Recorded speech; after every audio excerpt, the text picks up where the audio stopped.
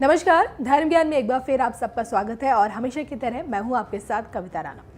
साल 2020 अपने संग ढेरों मुसीबतें लेकर आया। मौत के घाट उतार देने वाली वैश्विक महामारी कोरोना वायरस, आर्थिक मंदी, बेरोजगारी, चक्रवाती तूफान और हिंसक प्रदर्शनों से लेकर इस्लामिक देशों का टकराव।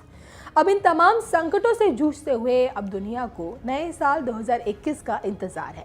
अब जो कि नए साल से हर किसी को ढेरों उम्मीदें हैं, इसलिए ग्रह नक्षत्रों की बदलती चाल का अध्ययन भी किया जा रहा है। यूं तो नए साल का आगाज कई शुभ संयोग के साथ हो रहा है। स्वार्थ सिद्धि से लेकर गुरु पुष्य योग और अमृत सिद्ध योग का निर्माण हो रहा है, जो अत्यंत ही मंगलकारी साबित होते हैं। लेकिन मोदिनी ज्योतिष के दृष्टिकोण से 2021 में शनि गुरु का मकर में गोचर और राहु का वृष राशि में संचार भारत के लिए शुभ फलदायक नहीं रहेगा। इससे भारत को किसी संकटपूर्ण स्थिति से गुजरना पड़ सकता है। जब ज्योतिष गणना के आधार पर देश के भविष्य को देखा जाता है तो राष्ट्राध्यक्ष की कुंडली भी देखी जाती है। अब जो कि देश की सत्ता पर पीएम मोदी आसीन है, ऐसे में उनकी कुंडली तो देखी ही जाएगी। साथ ही देश के गृह मंत्री अमित शाह और उत्तर प्रदेश के मुख्यमंत्री योगी आदित्यनाथ के लिए 2021 क्या कुछ लेकर आ रहा है, आइए ये भी जानते हैं। योगी मोदी शाह की तिकड़ी नए साल की शुरुआत में क्या बड़ा धमाल कर सकती है, इसको लेकर जाने माने एस्ट्रोलॉजर सचिन मल्होत्रा ने कई भविष्यवाणियां की। अगर सबसे पहले पीएम मोदी की बात करते हैं तो 17 सितंबर 1950 को पैदा हुए पीएम मोदी की कुंडली वृश्चिक लगन और वृश्चिक राशि की है। लगन में बैठे छठे भाव के स्वामी मंगल की भाग्य भाव के स्वामी चंद्रमा से युति इनकी कुंडली में चंद्र मंगल योग बना रही है। दिसंबर 2020 में मंगल की दशा लगते ही उनको किसानों के बड़े आंदोलन का सामना करना पड़ रहा है और जो कि आगे चलकर समाज के अन्य वर्गों में नाराजगी पैदा कर सकता है।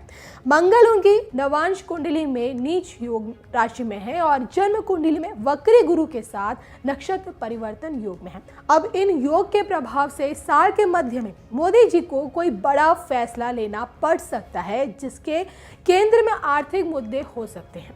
अब मंगल में राहु की विंशोत्तरी दशा में चल रहे पीएम मोदी विपक्ष नेताओं पर कई सख्त संवैधानिक और कानूनी प्रक्रिया से अंकुश लगाने का प्रयास कर सकते हैं।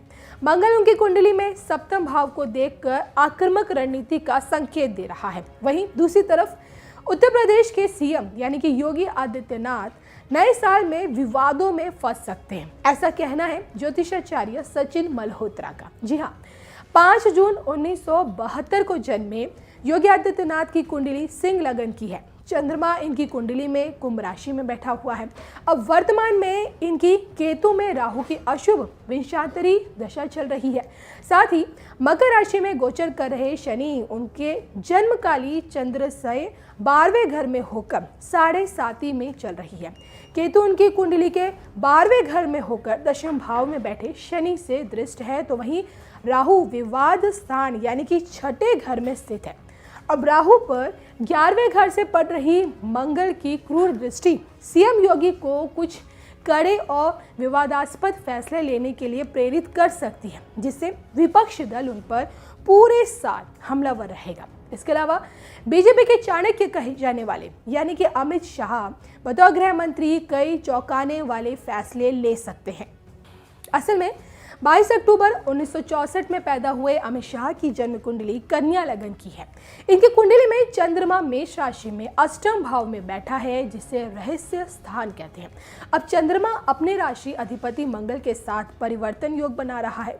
राहु में मंगल की दशा छिद्र में चल रहे अमित शाह कुछ चौंकाने वाले फैसले लेंगी और इस बात की संभावना ये भी है कि उनके नेतृत्व में गृह मंत्रालय नागरिकता रजिस्टर, नागरिकता संशोधन कानून और समान नागरिक संहिता जैसे कानूनों पर काम कर सकता है।